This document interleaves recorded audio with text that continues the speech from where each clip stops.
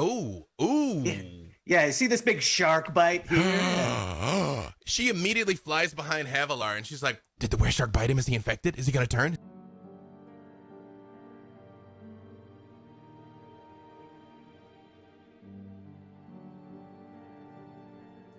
Oh, hi! I'm Lauren. I'm the community manager for Idle Champions of the Forgotten Realms, and we're here with a special unlocking stream with Jen Kretchmer. We're going to be talking about Alyndra, and we're going to be having some fun and probably being ridiculous because, why not? We're talking about fun things in a game. Hi, Jen. Hi, how's it going? I'm excited. How are you doing? I'm doing well, thanks. I'm really excited to be here. I'm so happy about this. This has been so much fun. Right? This has been like months in the making of waiting for Alyndra to show up and be able to join the Heroes of the Plains and hang out with Briv and Freely and Averin and have Griff around. So I am super excited, and she's available in the game now. And so we're here just to chat about Alyndra, who I'm sure you haven't had a chance to talk about her at all this week, right? No, it's been a slow week. There hasn't been much going on. Yeah. Since last week, in fact. I mean, you've just been hanging out. Just sitting around. Exactly. Being bored. So you've got a lot of stuff going on that is awesome that you'll be talking about in about an hour and a half, because Jen is going to be here talking about Alyndra, and then later on you're going to be on Idle Insights talking with Margaret about all of the other awesome stuff that you're doing. But for the next little while, we're just going to be chatting about Alyndra. We're going to be watching her be awesome in game. We're going to be watching Griff be incredibly judgy and geeking out over everything. It's so true. Yeah. So how much of a chance have you had to play with your character in a video game? I mean, I was able to unlock her last night. I finished work really, really late last night. So I think I unlocked her around 3:30 in the morning and got to play with her for about an hour and a half. Went to bed around 6, so maybe 2 hours. Wow. Yeah, but it's been really, really fun. Yeah, it was a really long day yesterday, but really, really fun. And it's just so exciting to see her portrait and see her just running around and doing things and see Griff doing things. And it's really surreal and incredibly exciting and so much fun. And the process has been so amazing, and everyone at Idle Champions has been so incredible along the way. So let's talk a little bit about that process. You get approached, hey, we want to put Alyndra in the game. Mm-hmm. What was the first things that you did, and what were the most important things for you to make sure that Alyndra was represented in the game in the way that you've pictured her in your head? So, I mean, I think one of the first things that we did in that initial conversation was one of the first conversations was about Grant, actually.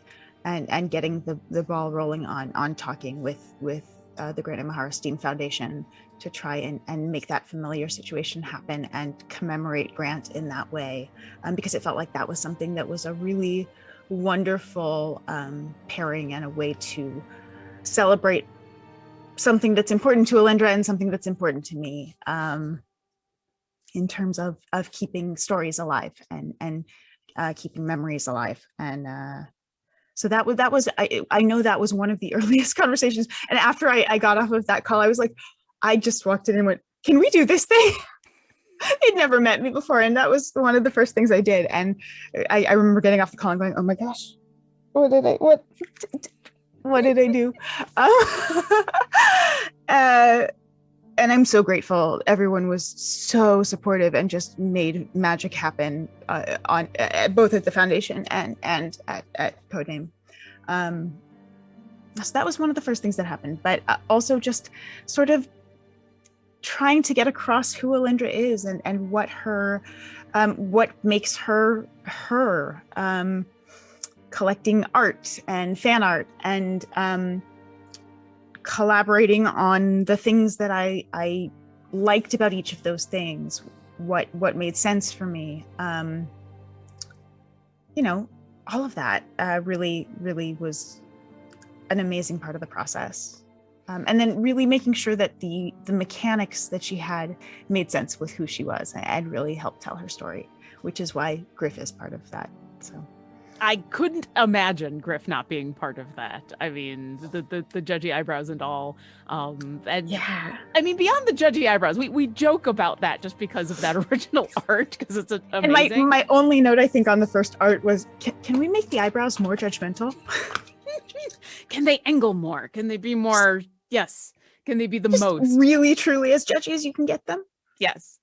But like, you've had Griff since you joined, back when it was Heroes of the Veil and then Beyond Heroes and all Since of that. day one. Yeah. So part of Alyndra is keeping stories alive, and names are really important to Alyndra, which is why she has so many of them, and so many titles which are bestowed upon her. And part of that process was each of those names is something that a real life person who's important to me gave to me, someone who's been important to me in my gaming life or in my family. And Griff is named for my best friend's grandparent, and so that's a really special name, and just the way that Griff has developed as a character and a part, an extension of Alyndra's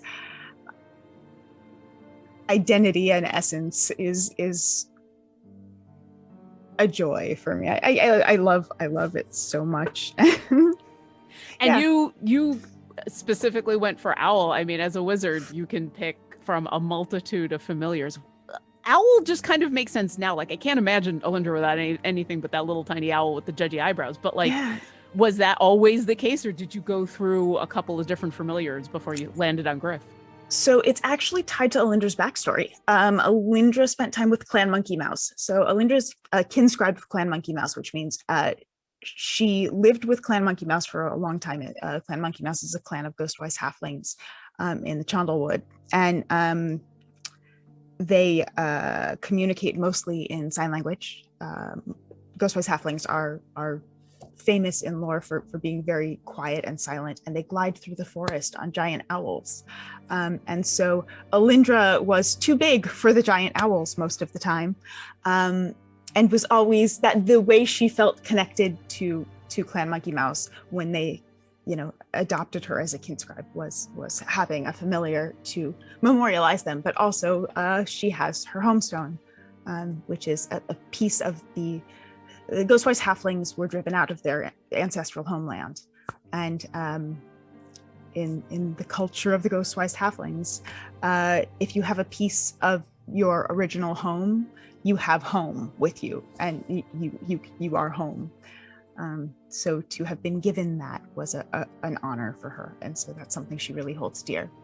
And so that's one of her items. It's one of her items, which hopefully we can bring up if we can. But also, like, it's an item, and it's important to her for her backstory. But then it's also come up a bunch in the game. It's been a touchstone for Alyndra to talk about, especially as we have literally hopped dimensions and planes of existence and worlds and time, and like having that to hold on to is super important. Oh, we're unlocking chests. Yay. Oh, yay. This is now an unlocking stream.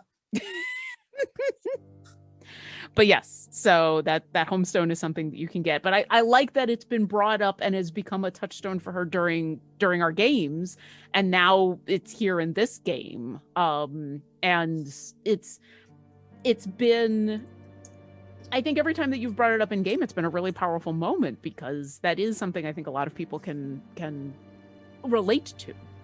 Yeah, I think that idea is so beautiful. I'm kind of a lore geek for D&D. I have been playing since 2nd edition. I started with the 2nd edition core books and didn't even realize that there was this whole world of lore and novels and modules. Like, none of that was on my radar for the first probably 5 years or so that I played. I only knew the core books. So when I discovered, except for, I found the Maroon Splat books. I found the Complete Book of Dwarves, Complete Book of Elves. Complete Book of Elves is my, like, that's my special D&D book. And that's where Garana Hill comes from too, in Alyndra's name. That's the only name I chose for myself. But the idea of tying into this really beautiful piece of lore that I think probably goes overlooked a lot, and that concept of, for someone like Alyndra, who is in many ways a wanderer, and doesn't ever get to settle. And I think that's a lot of that's because of her childhood and having Averin and as a father and Sophia's as a mother. And it's hard to stay anywhere with those two being the chaos forces of chaos that they are. Just being chaos. Yeah, yeah. You can just basically put a period on them and be like, I'm being chaos. Yeah. Yep. Mm-hmm.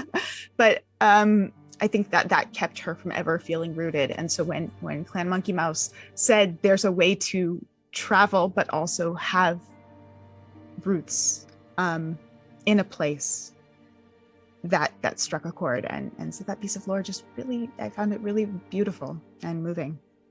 And we can see on the screen, oh, there we go. We had unlocked the homestone. There it is. Oh yeah, there it is. Yeah. So that's the Sardonyx and the homestone. Yeah. And the Pen of Ogma. I love that we were able to tell a story through the items and the progression of those. And we had a fun little writer's room on the names the other night, just finalizing them, and it was a ton of fun. So Alyndra has had so many things. Like there was almost a joke during Beyond Heroes that you were just the keeper of all of our stuff, as well as like the keeper of lore and the keeper of all these other things. How hard was it to pare your items down to the specifics that ended up in the game? Like how difficult was it to just pick a couple of things, or really hard? Did you know right away? No, I knew a few of them right away, and then I think a day later I went, oh, I forgot all these things, and sent a second email like, oh no, what about these things? And so like the fanny pack of holding and things like that, you know, there was a whole other list. I was like, oh, I forgot all these things that are really important. But I'm really pleased with what we landed on. I think they're really solid choices for her, and do encapsulate, you know, it has ties to the heroes. It has ties to her backstory and her history, and just things that are really emblematic of who she is and what she does.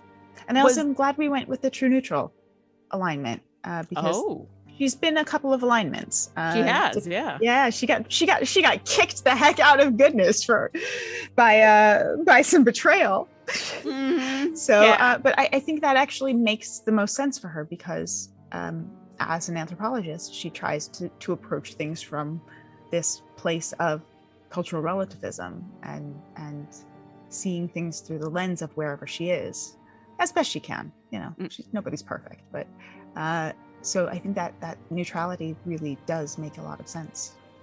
And it's important in game, because now you're hanging out in game with Freely and Averin and characters that are going to buff Alyndra based on what that alignment is, and being able to pair with other alignments. I think that actually goes a long way towards deciding about that cohesiveness for the whole group. Yeah, so, absolutely. Yeah. We got a couple questions from chat. People loving Griff's mechanics. Dano in Toronto wants to know, I love Alyndra's ultimate attack is called I Have Foreseen This. Would you like to talk a little bit about I Have Foreseen This moment, and where did that come from? Because I think that was one of the first things you ever said when you joined the game. Yeah, it was I think it may have been on my very first attack. I know that I had thought about how do I show up to, because I joined Heroes of the Veil a couple episodes in. You had already done 2 episodes when I joined, and you know, Todd was taking over as DM, and I wanted to make sure that my entrance wasn't just like a hello, and everybody was in combat. It was mid-combat when I showed up, and I had to think of a way to dive in. And Alyndra is a diviner. She has a portent, and that phrase just became the phrase for using a portent. Everyone knows what's happening when I say I have foreseen this moment, or I have foreseen this, and so that was an absolute must for me, having that phrase in there. And I can't be in any other game with a diviner and not hear Alyndra in my head. I have foreseen this moment. I have Like, seen this moment. It's just now every game I go to, I played a diviner wizard and I'm like, how do I do this without just being Alyndra? How do I not Cannot. just No, it was of course you impossible. can. Nope, it was impossible. I just had Alyndra in my head the whole time going, She's the say proto it. diviner now. Exactly. She's just The Ur there. diviner. I mean, it's just the perfect phrase. We also so from Reaver wants to know, is Alyndra on the way to becoming a true namer? I love the idea of doing some onomancy. And I love the idea of true names. I as a DM am a huge fan of the Feywild. I do a lot of work on it. I'm working on Feywild material right now for my home campaign. And so, obviously names have a ton of power there, and true names have a ton of power there. I don't think Alyndra has yet been in a story point where true naming has had enough of a role for her that she would start learning that kind of magic. It's not something she's encountered yet. So I don't feel like that crossover is earned. But if that happened, I 100% could see that being a way she goes. I will say chronomancy too, dunamancy. Oh, yeah. I mean, while we're in Wildmount, the idea of you being able to pick up, I know that in the mechanics, technically only chronomancers and graviturgists can get those spells. But, whatever you do in your game with your DM is your game and your DM. And the idea of Alyndra being able to pick up Dark Star or something like that would have been super fun. I do still, in my inventory, have the Secrets of Dunamancy book. So it's not all, not all is lost on that front. Yeah, I will also say for those that are watching that are hardcore Beyond Heroes and Heroes of the Plains fans, onomancy has actually come up. And if Alyndra wouldn't know about it.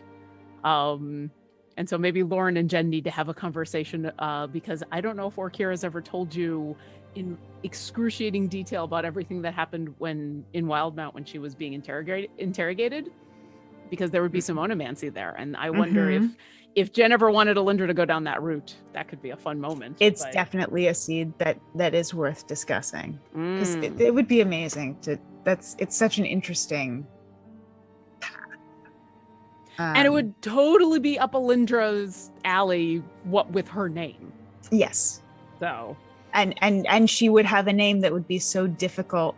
It's like the Harry Dresden thing where you only give a piece of your name at any given time, and it's just really, really long with a lot of titles. But it's also, what is your true name to yourself? And that's a piece of it as well, which is an interesting question for her. Is she all of these things, or is there one that is, who she is at her core? Were you afraid that your entire name was not going to fit on the screen when Alyndra showed up in the game? Not when she showed up. I knew it all fit when she showed up in the game initially, at least for my character sheet and stuff. But yes, now as the name has grown, it no longer fits anywhere. It's just that's why it's her entire bio. It is a long name. Many titles, and I anticipate that there will be many more. Briv has his names, I have mine. There you go. But they have to be given to me, so unless people keep giving me names, I won't have any more. Well, there'll be plenty of opportunity to do that. Yeah. So you said that you were playing a little bit last night, and we've got the game going on now. Was there either a specific thing when you booted up the game and you unlocked Alyndra? Was there one specific thing that you wanted to do right away? And was there one specific thing that happened that you weren't expecting, like a movement or an animation or a power that surprised you? I mean, I knew what was coming, so I don't think I was surprised by anything, but I was so excited to see it, and to I picked up the Grant Familiar and putting the Grant Familiar on Alyndra to level her, and just seeing her in the party with the heroes was really exciting. It just felt really warm and fuzzy. Yeah, just because this character means so much to me, and all of you mean so much to me. It's you. Yeah, this is a really, we when we play D&D, especially in a long running campaign, these become it becomes a family. You live these stories together, for years on end, and Literally in our case. Yeah, literally in our case. Mm-hmm. It's been years, and so it's to get to see everybody together visually, because we don't normally get that. It's normally this kind of, it's all theater of the mind and imagination, and so seeing everyone in one place doing their things, it's really wonderful and special. So you'd mentioned before about how you're a big lore hound, Mhm. and so yes, it's fun to have all of the heroes of the plains at one place, but we also get to be with all these other characters. Mm-hmm. Was there a specific champion that you were excited that you could have Alyndra in the formation with? Was there a specific, either an official champion or maybe like an NPC that shows up in this game somewhere that you can be like, there's Alyndra in a formation with? I love Esmeralda. And I am a huge fan of Sarah Thompson of Mustang's art, and so Talon. Having Talon there is really Yeah. exciting. So those two were I was really thrilled about. But just, I've been playing the game for a few years now, so it's just, I think my brain is still struggling a little. So I remember, I don't remember the specific episode, but there was a Beyond Heroes stream that we were doing where we did our opening, and then there was going to be the credit sequence that was happening, and the credits didn't start quite quick enough, and you're like, okay, I need to get my Idle Champions going, and you turned, and then the credits started, and I think Codename clipped that. Yeah, I don't know if I think it got clipped, but I know that they pinged me. I 100% did not think I was live. I grabbed my phone and I'm like, while we run the credits, I'm just gonna put in the code and upgrade everybody really quickly. And and then I found out I was live and just kind of went, oh, busted. But nah. yeah, no, I legitimately play the game, though I've been very busy recently, so less than I would have liked recently, but finally I'm so you are an idle player of Idle Champions. I am an idle. The emphasis has been on the idle recently, than the clicking. Yeah. Also, Margaret's in chat and said that was her first week, and that yes, confirming. Oh, was it? Yep. Oh my gosh, yeah. That was really fun. The funny thing about this, I remember you saying that none of us knew you were alive. So you're like, I gotta do this at Idle Champions. I'm like, I remember saying that I had to turn off my game because my computer at the time couldn't run both a stream and Idle Champions because it was an old laptop. And then I think Adam was talking about stuff with Briv, and we had 30 seconds to just geek out over Idle Champions. And this must have been a year and a half ago, long before most of us were in the game. Ago. Yeah. No, and I don't came think back and it's like, oh yeah, Jen, you were alive. I don't know that any of us were even in the game yet. I think Errand was. Okay. I think Errand. Yeah, Errand might have been. Todd was first. So yeah, Todd was first. Yeah. We'll have to. That clip is somewhere. We'll find it, and then we can do math, and math can happen. It was such a fun It was moment. funny. Yeah, I absolutely thought I was off camera and just reached for my phone and went, while we're in, because that was usually what I would do when the credits would roll. I would go enter the code and oh yeah, get my chest. And so I thought we were running a credit sequence, and we were not. We were just the Secret Lives of streaming. Yep. There you go.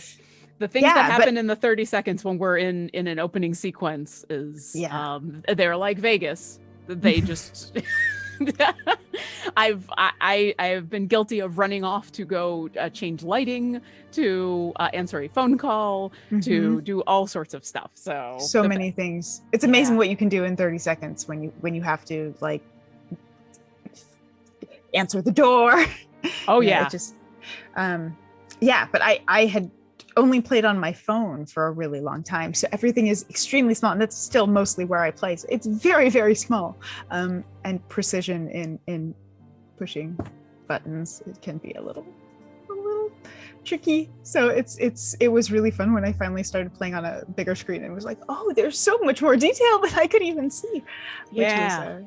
Amazing. Especially in a character like Alyndra, who has, you know, the little Griff, and Griff is tiny. Griff is tiny but adorable, and judgy and adorable, and then like all the little tiny bits of animation that go into it is amazing. And Pirate Griff is basically my favorite thing ever. That when I got that art, I don't even know what noises I made, but they were very high pitched and very delighted. Every time I see Pirate Griff, I laugh. He's so adorable. I just love that you're rocking an anchor. Like it's epic. And I now kind of want to see Alyndra rocking an anchor in game. I don't know how it's going to happen, but she's got a strength of 8, so it would be it's a challenge. But maybe we can find a mithril one or something. Maybe she gets one of those potions of giant strength, and she's just felt a giant strength. Oh my gosh! Well, we had another question in chat from Elder Unsil, who wants to know, will you transform into a T-Rex? I don't know. Maybe down the line. I mean, I do have the T-Rex, Briv's T-Rex with me. Briv hand carved a T-Rex. Alyndra and Penelope had a fight where Penelope transformed into a dire wolf, and Alyndra transformed into a T-Rex, and we gnawed on some mind flayers. And afterward, Briv went and carved us little wooden trinkets of ourselves. So that is in the game, and who knows? Maybe that down the line that'll create some interesting effects. I mean, at this point, Alyndra has a history of turning into a T-Rex whenever there are mind flayers around, so I'm kind of excited for next week's Heroes of the Plains to see what happens. It's a dangerous proposition, though. I don't maintain it's a full polymorph situation, so that was it's a dodgy one. I can't think when I do that, but at that point it was like, well, we've got this happening, and there's nothing else to do. So it was incredibly effective. It was. It's amazing what unleashing an enormous mass of claws and teeth can do. And the other thing that I like watching in the game that is a thing that Alyndra does a lot is Mind Spike, which is kind of her signature move, whether she is happy with the results or not. Yes, but it doesn't seem like in the game there's too many downsides. There's been a couple in the stream. Yeah, in our game, Todd had it become a way to psychically link with undead. Eventually, we were able to turn that toward our advantage a bit, but it took a lot of work to get there. But in Idle Champions, we decided to go with some perks against the undead, but it's an ability that is not going to have those dangerous downsides, and hopefully in Heroes of the Plains, I will be able to use that a little bit more safely.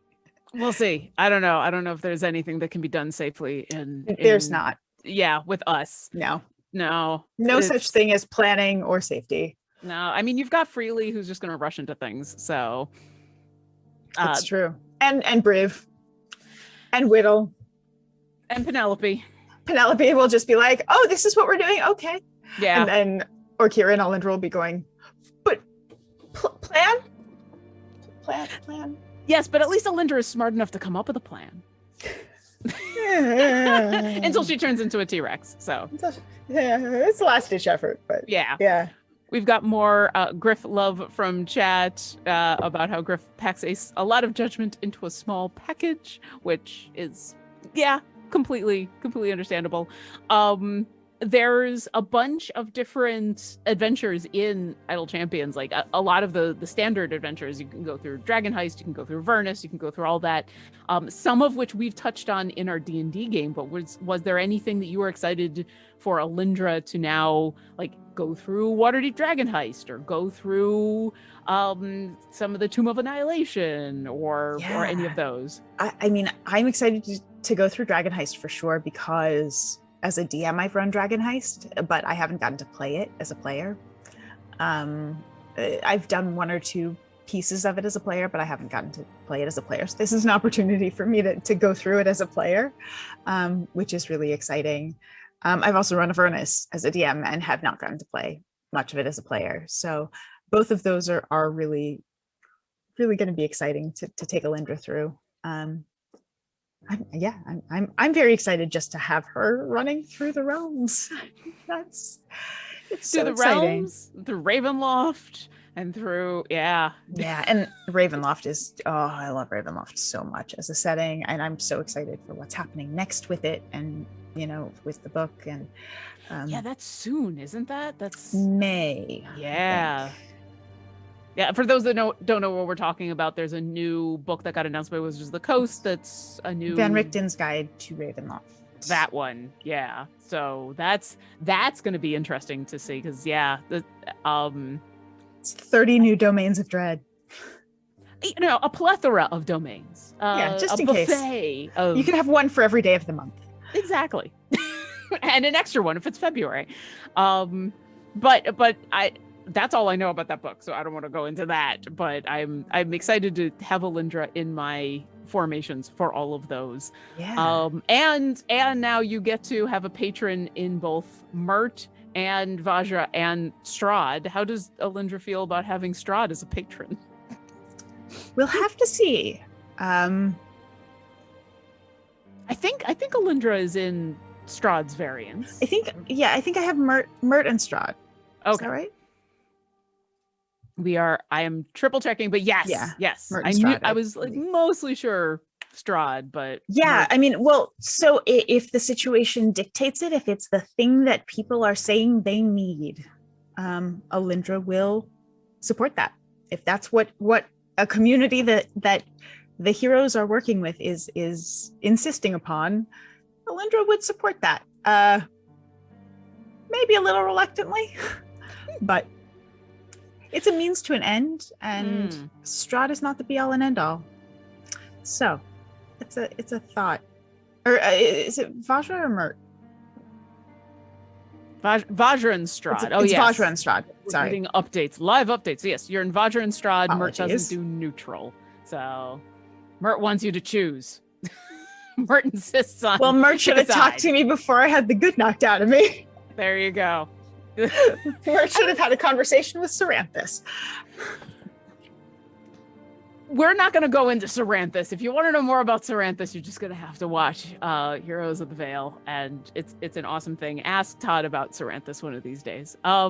We had more questions for Alyndra in chat from Cassius. Looking forward to seeing what Alyndra comes up with plan-wise on Monday, because we haven't had a chance to talk about it. So not only you're back in Heroes of the Plain as Alyndra, but you're in the Festival of Fools funness happening on Mondays with Idle Champions Presents, hanging out with Briv and Freely, and this gives me a chance to talk about, I think, my favorite moment from last Monday, which is Alyndra geeking out about Ariza.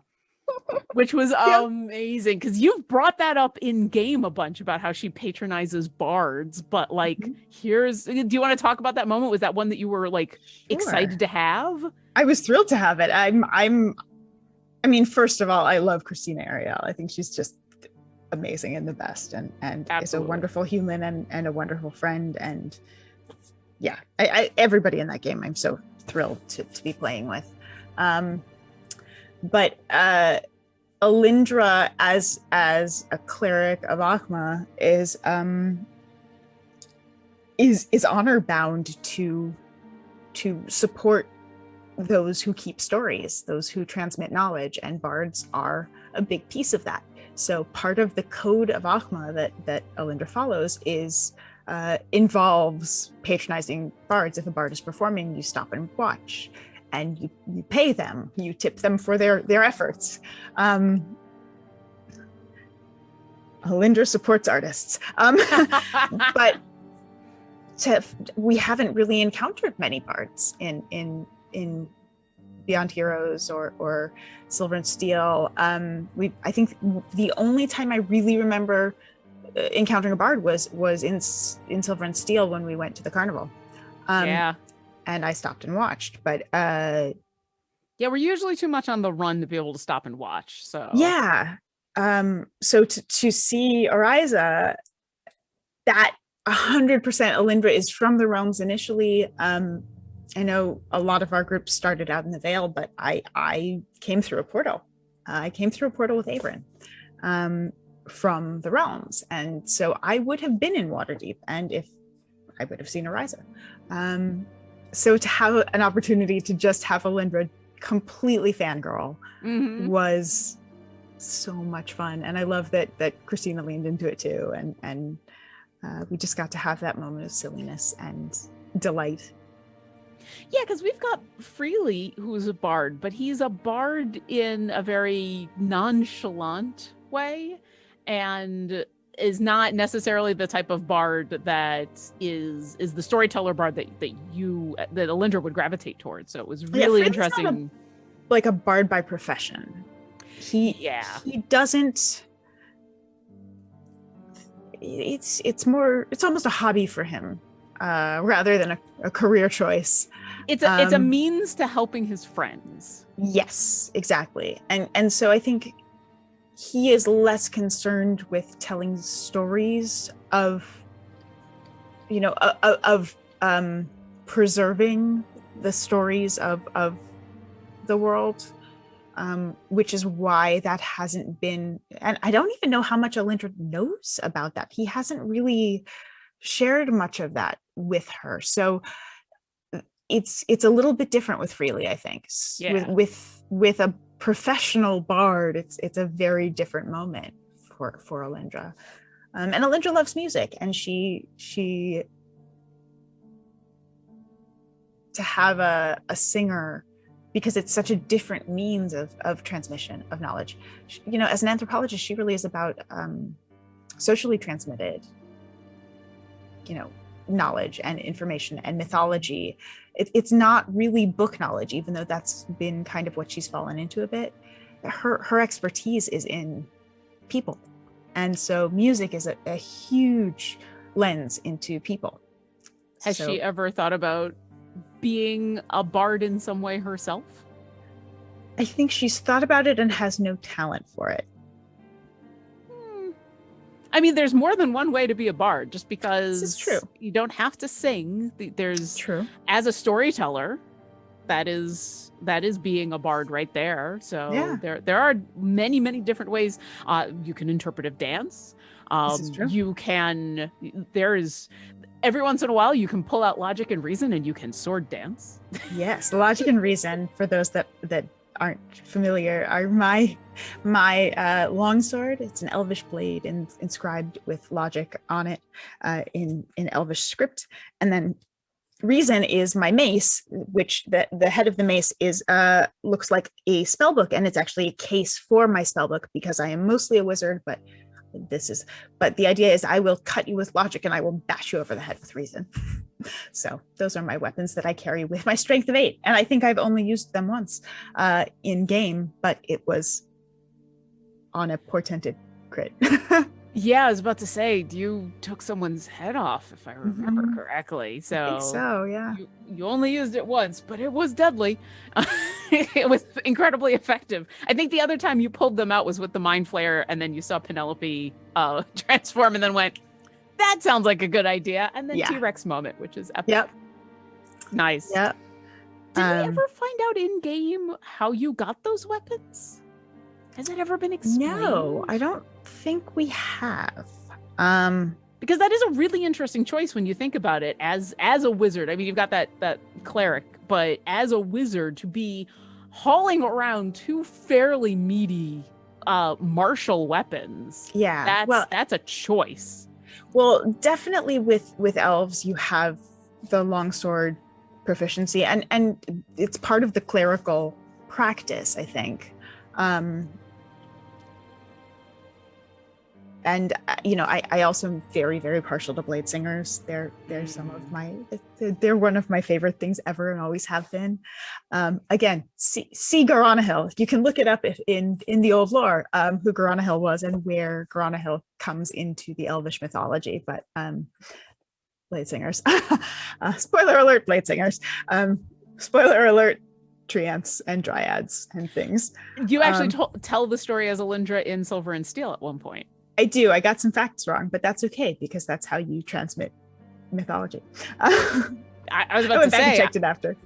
You told an amazing story, and like any good DM, whatever you say happens to be true in that moment. And yeah.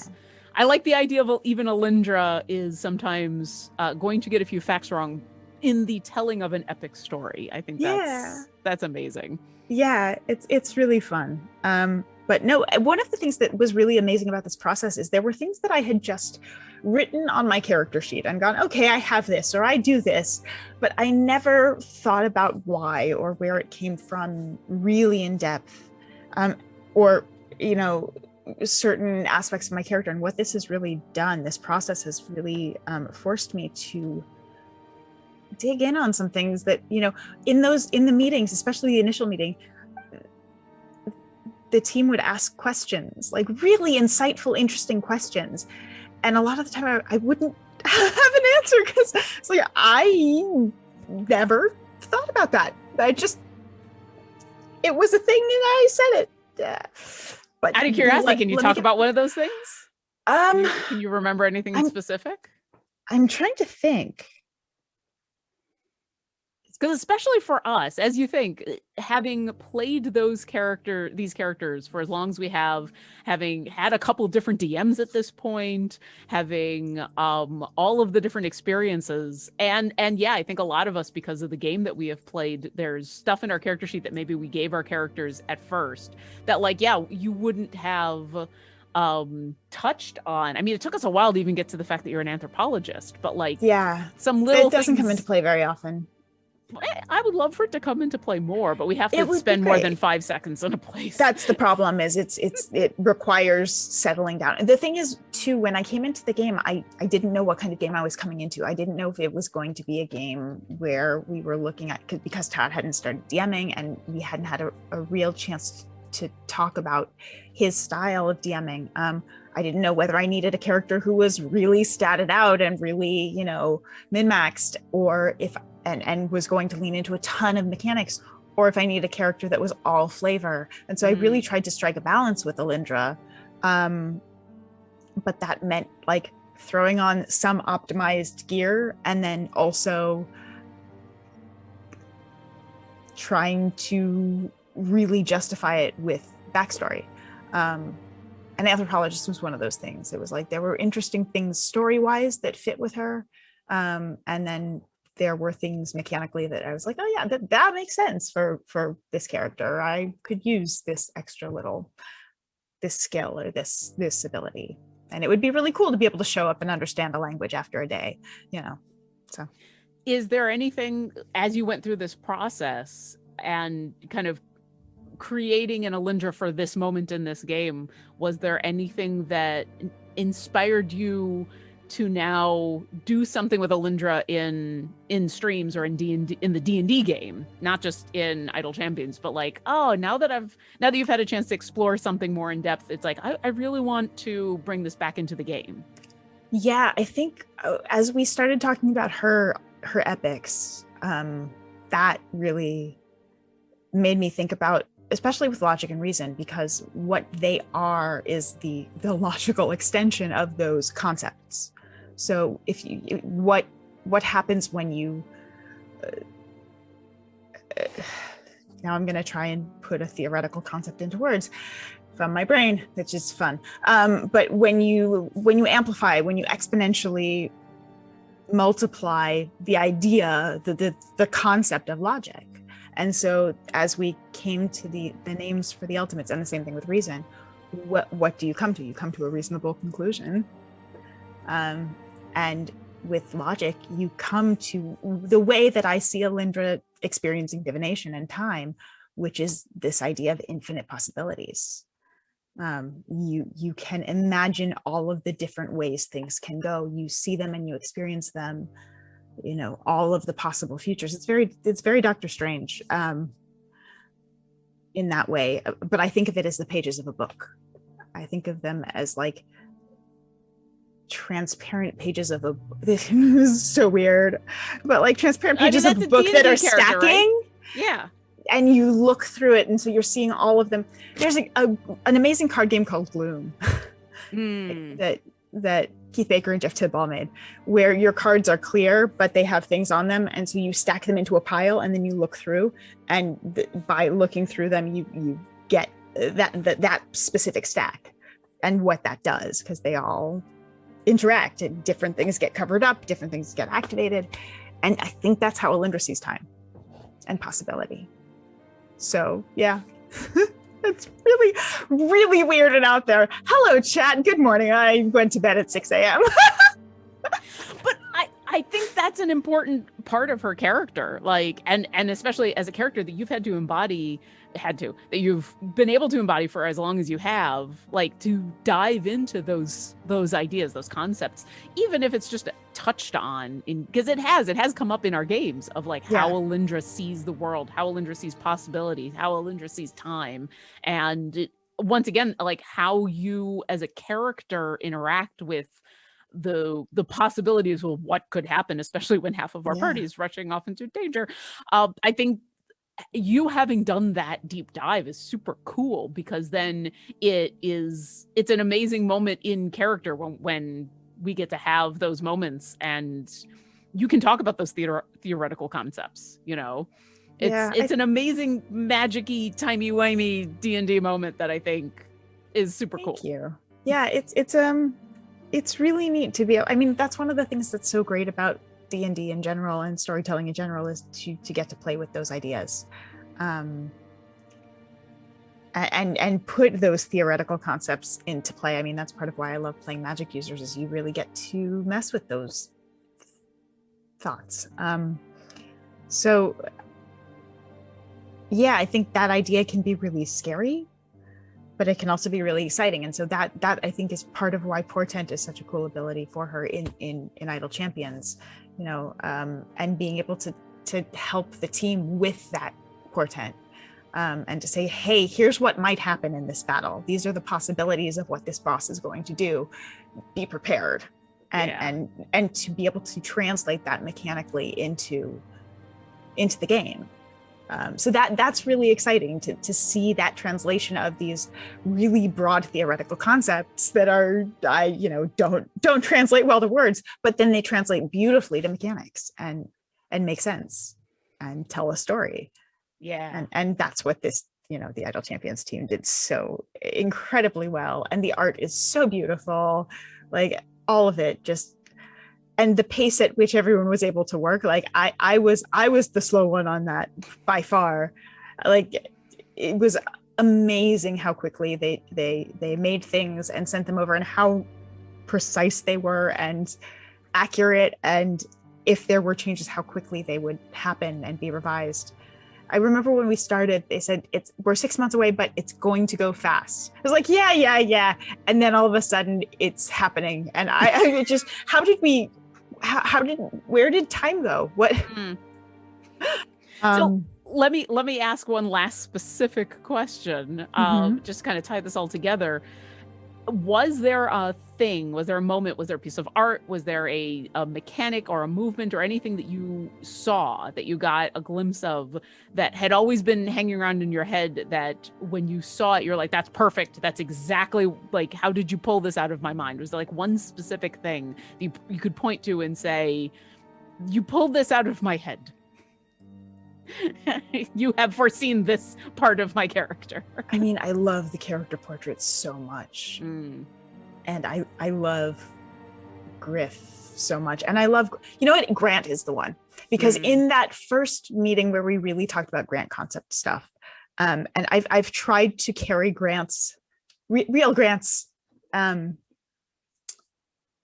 essence of curiosity and exploration and playfulness, and also just absolutely impossible amounts of cleverness and ingenuity into that character. And as we were talking, like mid conversation, somebody said, I already know what the design should be. It should have, welding goggles and a spark plug, and he's going to breathe the bolt of electricity onto the spark plug to light it. And I just went, I could never have come up with that. But it's perfect. And for those that don't know, so you can get the Grant Blue Baby Dragon familiar right now as a familiar in Idle Champions, and it is a donation to the Grant Imahara Steam Foundation. There's a lovely interview with Jen on our YouTube with Todd talking all about Grant and Grant Imahara and the foundation and all of that stuff, and so you can get that. You can get that familiar now. You can also unlock Alyndra in the game, and you can also get the whole pirate outfit, and then you can have Grant and Griff and Alyndra, and you could have the most adorable dragon and the most judgy of owls right next to each other. Just judging that cuteness. It's just, how dare you be that adorable, especially with those goggles. Poor Griff is like rocking the headband and rocking I think he's got he's just decked out as a pirate. In the pirate, he's got a sash, a vest, and a bandana. Sash, that's right. He's got a sash and a vest, which is so extra. I love it. It's so phenomenal. It's so phenomenal. And sits on top of my head, which is just right in the hat in game. Mm-hmm. We're gonna have to get you in the D&D game. We're gonna have to get you a hat so that Griff canonically can do that. A hat and a Griff. Yeah. A hat and a pirate Griff. I'm gonna have to start getting actual Griffs. And I've got to get someone to knit Griffs in all of the skins. If you would like to knit a Griff, which is a sentence I just said, yes, and you would like to contact Jen, I think probably the best way is on your Twitter. Why don't you take a moment and tell us where people can find more about you, and then we will close this out so that you can have a chance to relax a little bit before you're going to get on another Idle Champions show and talk more about your fun stuff. So where can people find Jen Kretchmer? You can find me on Twitter as @DreamWisp, DreamWisp. You can find me on Twitch. I stream on Twitch as DreamWisp Jen, Jen. I am the creator of the Accessibility in Gaming resource guide. You can find that in my pinned tweet on Twitter.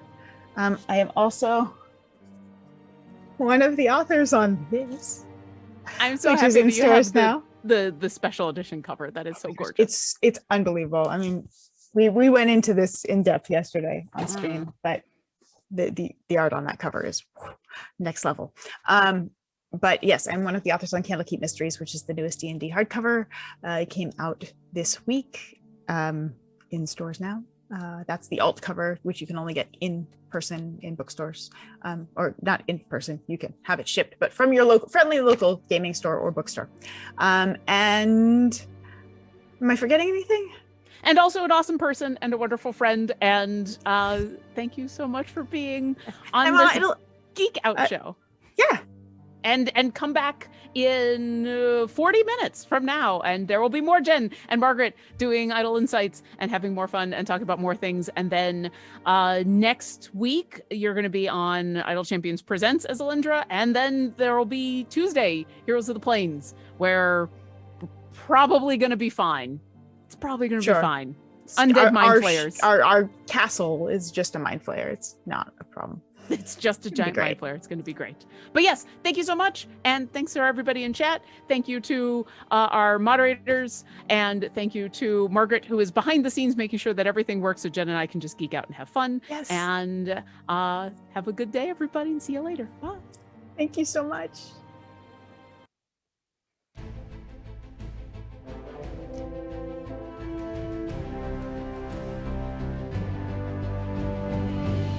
I think we're out. I think we are clear. Yay.